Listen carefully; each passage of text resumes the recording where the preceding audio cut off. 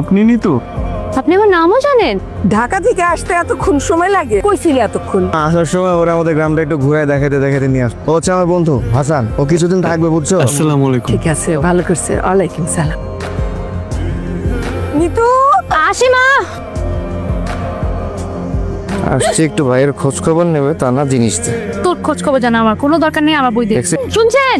একটু উঠে খেয়ে নিয়ে বাসায় কথা বলার মতো কোনো মানুষ থাকে না, বই পড়ি কথা বলার মানুষ পেলে কথা বলতেন। হয়তো। ভাইয়া আপনি আসছেন না খেয়ে যাবেন, এটা কি হয় নাকি? না আজকে আর হবে না, আজকে একটু অন্য ব্যস্ততা আছে। আজকে না, ও আর একদিন আসবো। এই লোকটাকে ওনার সাথে আমার বিয়ে ঠিক হয়েছে। আমি শুধু বইয়ের ভাষা না, মানুষের চোখের ভাষা পড়তে পারি। আপনি কোথাও যাবেন না, আপনি চলে গেলে আমার কথা শুনবে কে? গেলাম বা আমি তো আমার আব্বা আমার অনেক বুঝাইছিলাম, ওই জন্য জেনে গেছে আপনার মেয়ে কথা কইতে পারে না।